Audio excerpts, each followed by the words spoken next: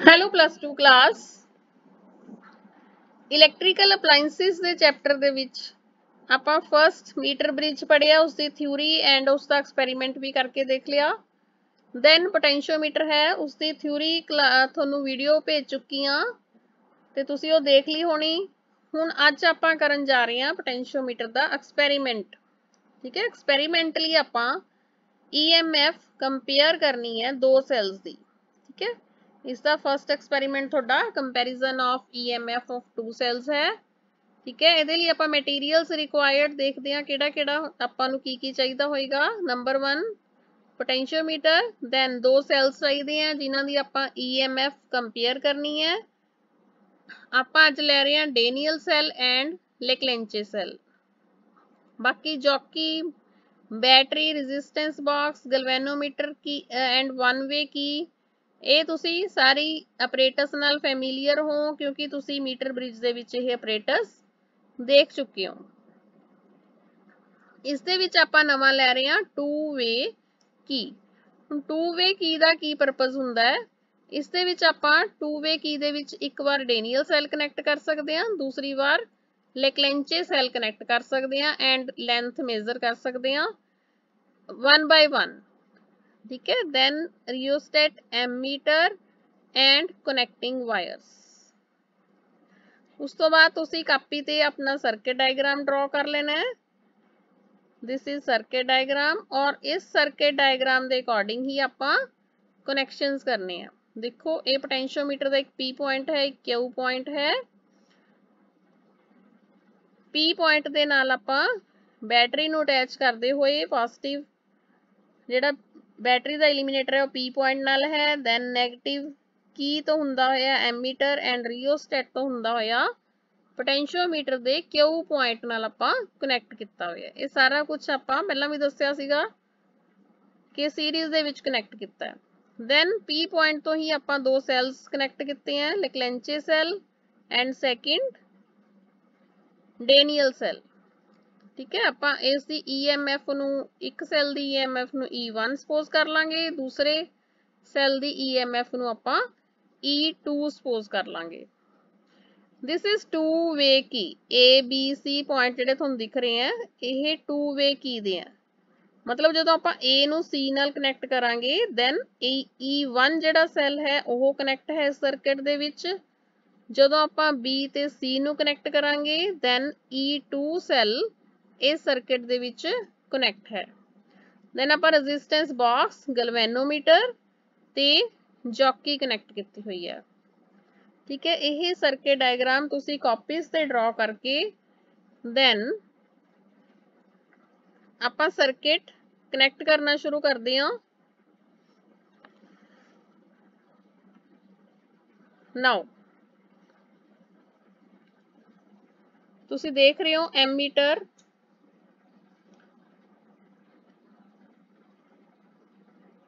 Current detect करने लई ammeter हुंदा है। This is mainly our potentiometer. ठीक है, नल पॉइंट मैथड दे उत्ते डिपेंड करता है। मतलब आपां इस गैल्वेनोमीटर दे विच जीरो डिफ्लैक्शन, दिस गैल्वेनोमीटर इस दे विच जदों जीरो डिफ्लैक्शन आएगी उदों आपां नल पॉइंट लैके लेंथ मेजर करांगे कि किस लेंथ ते जीरो डिफ्लैक्शन आई है ते उस तो बाद आपां E1 upon E2 is equal to L1 upon L2 ਨਾਲ ਰੀਡਿੰਗ ਲੈ ਸਕਦੇ ਹਾਂ। ਸੋ ਆਪਾਂ ਸਰਕਟ ਬਣਾਉਣਾ ਸ਼ੁਰੂ ਕਰਦੇ ਹਾਂ।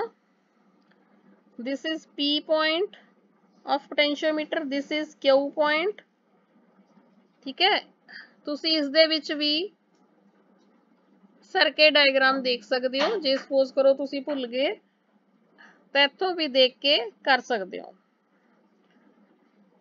ਇਸ ਦੇ ਵਿੱਚ ਆਪਾਂ ਸੈਲਸ ਵੀ ਸਿਲੈਕਟ ਕਰ ਸਕਦੇ ਹਾਂ, ਜਿਵੇਂ ਫਸਟ ਸੈਲ, ਪ੍ਰਾਇਮਰੀ ਸੈਲ, ਇੱਥੇ ਲੈਕਲੈਂਚੇ ਸੈਲ ਜਾਂ ਡੇਨੀਅਲ ਸੈਲ ਕਰ ਸਕਦੇ ਹਾਂ ਜਾਂ ਕੋਈ ਹੋਰ ਸੈਲ ਤੁਸੀਂ ਕਰਨਾ ਚਾਹੁੰਦੇ ਹੋ। ਆਪਾਂ ਇਸ ਲੈਕਲੈਂਚੇ ਸੈਲ ਹੀ ਕਨੈਕਟ ਕੀਤਾ ਹੈ। ਸੈਕਿੰਡ ਪ੍ਰਾਇਮਰੀ ਸੈਲ ਆਪਾਂ ਡੇਨੀਅਲ ਕਰਦੇ ਹਾਂ। ਠੀਕ ਹੈ, now this is cell 2, this is cell 1।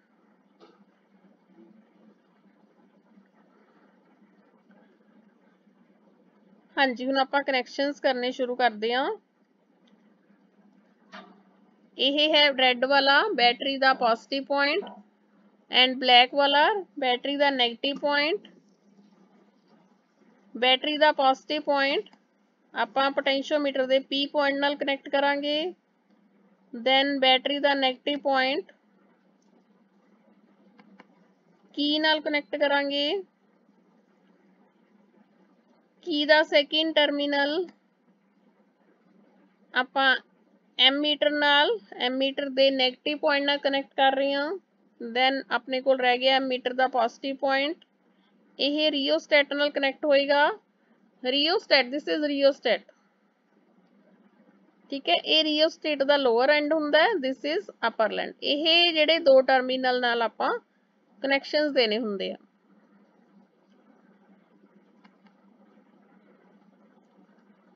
Right, उस तो बाद रियोस्टैट दा अपर एंड जाएगा पोटेंशियोमीटर दे क्यू पॉइंट नाल। हुण आपां सैल्स कनैक्ट करते हैं। सैल्स आपां पी पॉइंट नाल ही कनैक्ट करने हैं।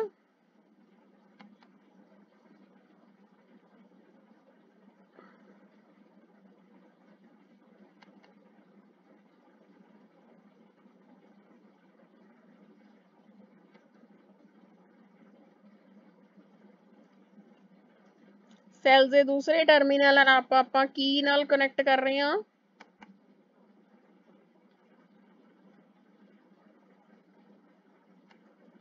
इस सैल का दूसरा टर्मिनल नाल है टू वे की दे तुसी देख रहे हो दो पॉइंट ए ते B and this is common point C. आपां डेनियल सैल भी टू वे की दे फर्स्ट पॉइंट नाल कनैक्ट करता। हुण जिहड़ा इस टू वे की दा कॉमन पॉइंट है सी, उस नूं आपां high resistance box, this is high resistance box, इस नाल कनैक्ट करना है।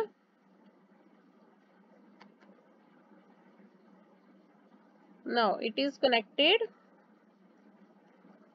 एंड इस हाई रेजिस्टेंस बॉक्स का दूसरा टर्मिनल आपां गैल्वेनोमीटर दे पॉजिटिव पॉइंट नाल कनैक्ट किया। इस तो बाद अपने कोल रह गया गैल्वेनोमीटर का नैगेटिव पॉइंट, वो कनैक्ट होएगा जॉकी नाल। ठीक है, हुण अपने कनैक्शनस बिल्कुल सारे हो चुके हैं, कंप्लीट हो चुके हैं। इस नूं चैक करन लई तुसी जॉकी नूं भी मूव कर सकते हो। उस तो पहला आपां ये वाली की इंसर्ट करनी हुंदी है। सब तो पहला जिहड़ी वन वे की आपां ओह इंसर्ट करनी है। ठीक है, एंड उस तो बाद आपां इत्थों रियोस्टेट दी रीडिंग चेंज कर सकते हैं। देखो अपने कोल आ रियोस्टेट है। इस रियोस्टेट नूं आपां लैब दे विचों तो मैन्युअली चेंज करना हुंदा तां स्क्रू आपां इस तरह घुमाने आ, जिहड़ा आ वाला स्क्रू लग्या होया है। बट आपां जदों ऑनलाइन कर रहे हैं दैन इत्थे ऑप्शन हुंदी है। ठीक है, जिवें जिवें आपां ये घुमा रहे हैं तुसीं रियोस्टेट दा भी स्क्रू देख रहे हो मूव कर रहे हैं। ठीक है, सपोज करो आपां इसकी वैल्यू एम मीटर की वैल्यू देखो 43 तक एडजस्ट करती। इत्थों रियोस्टेट की वैल्यू चेंज करते हुए आपां नाल नाल एम मीटर की वैल्यू देखनी है। यह अपने कोल एम मीटर की वैल्यू आ गई। ठीक है बच्चों, उस तो बाद आपां यह की इंसर्ट करनी है, एक सैल नूं कनैक्ट कर देना है सर्किट दे विच।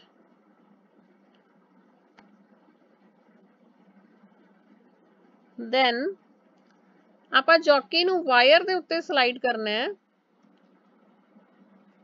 वायर दे उत्ते आपां इस तरह स्लाइड करना है कि अपनी आह वाली गैल्वेनोमीटर की रीडिंग जिहड़ी है 0 शो हो जाए। ठीक है, नाल नाल आपां नूं पॉप अप दे विच सेंटीमीटर भी शो हो रहे हैं क्योंकि आपां फर्स्ट सैल कनैक्ट किया है। फर्स्ट सैल दे नाल आपां नूं L1 की रीडिंग आएगी। जदों आपां सेकेंड सैल कनैक्ट करांगे then that will reading will be L2।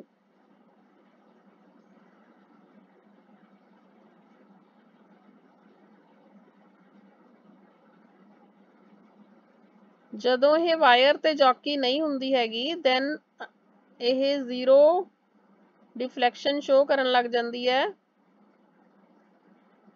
ਠੀਕ ਹੈ, ਪਰ ਆਪਾਂ ਰੀਡਿੰਗ ਉਦੋਂ ਲੈਣੀ ਹੈ ਜਦੋਂ ਵਾਇਰ ਦੇ ਉੱਤੇ ਹੁੰਦੀ ਹੈ। ਦੇਖੋ ਹੁਣ ਰੀਡਿੰਗ ਜਿਹੜੀ ਹੈਗੀ ਹੈ ਘਟਦੀ ਜਾ ਰਹੀ ਹੈ। ਹਾਂਜੀ, ਇੱਥੇ ਆ ਕੇ ਇਹ ਜ਼ੀਰੋ ਹੋ ਗਈ।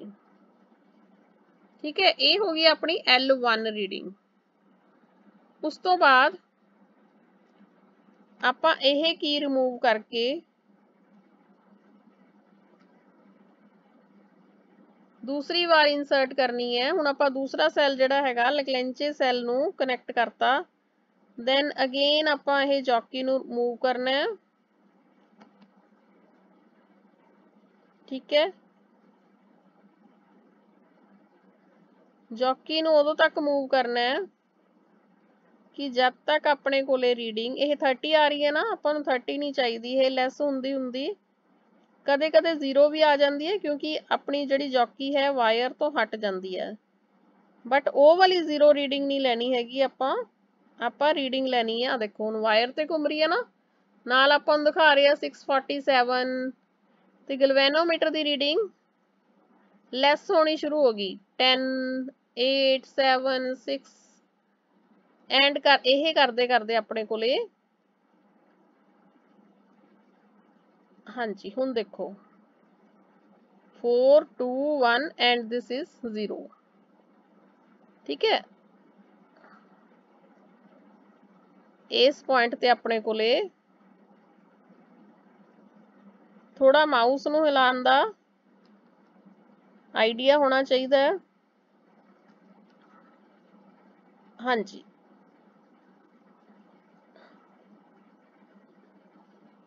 ਸਲੋ ਹੋ ਰਹੀ ਹੈ, ਲੋ ਹੋ ਰਹੀ ਹੈ।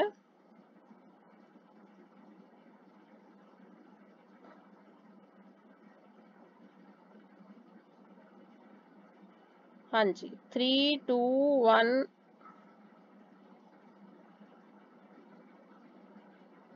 ਇੱਥੋਂ ਆ ਕੇ ਸਲੋ ਹੋ ਰਹੀ ਹੈ 666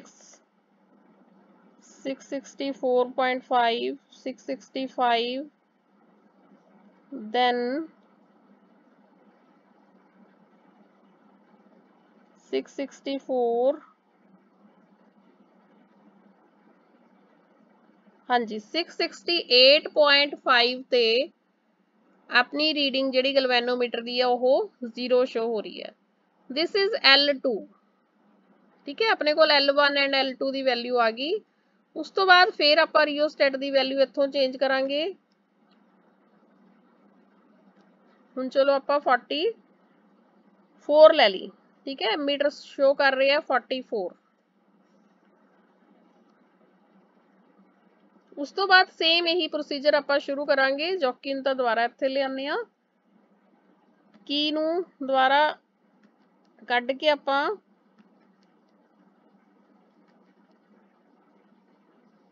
ਫਸਟ ਸੈੱਲ ਦੇ ਵਿੱਚ ਲੈ ਕੇ ਆਉਂਦੇ ਆ। ਠੀਕ ਹੈ, ਫਸਟ ਸੈੱਲ ਆ ਗਿਆ। ਚਲੋ ਠੀਕ ਹੈ, ਉਸ ਤੋਂ ਬਾਅਦ ਫਿਰ ਆਪਾਂ ਜੌਕੀ ਨੂੰ ਮੂਵ ਕਰਨਾ ਸ਼ੁਰੂ ਕਰਨਾ ਹੈ ਔਰ ਜੌਕੀ ਨੂੰ ਉੱਥੇ ਤੱਕ ਮੂਵ ਕਰਦੇ ਰਹਿਣਾ ਜਦੋਂ ਆਪਣੀ ਰੀਡਿੰਗ ਜਿਹੜੀ ਹੈ 0 ਆ ਜਾਂਦੀ ਹੈ। ਠੀਕ ਹੈ, ਇਸ ਤਰ੍ਹਾਂ ਤੁਸੀਂ ਆਪਣੇ ਆਪ ਕਰ ਸਕਦੇ ਹੋ। ਦਿਸ ਇਜ਼ ਜਦੋਂ ਤੁਸੀਂ ਗੂਗਲ 'ਚ ਜਾਓਗੇ ਅਮ੍ਰਿਤਾ ਓਲਾ ਲੈਬ ਟਾਈਪ ਕਰੋਗੇ ਤਾਂ ਤੁਹਾਨੂੰ ਇਸ ਤਰ੍ਹਾਂ ਫਿਜ਼ਿਕਸ ਦੇ ਵਿੱਚ ਜਾ ਕੇ ਇਹ ਐਕਸਪੈਰੀਮੈਂਟ ਸ਼ੋ ਹੋਏਗਾ। ਤੁਸੀਂ ਇਹ ਐਕਸਪੈਰੀਮੈਂਟ ਆਪ ਕਰਕੇ ਦੇਖ ਸਕਦੇ ਹੋ। ਠੀਕ ਹੈ, ਉਸ ਤੋਂ ਬਾਅਦ ਮੈਂ ਤੁਹਾਨੂੰ ਟੇਬਲ ਦਿਖਾਨੀ ਆ।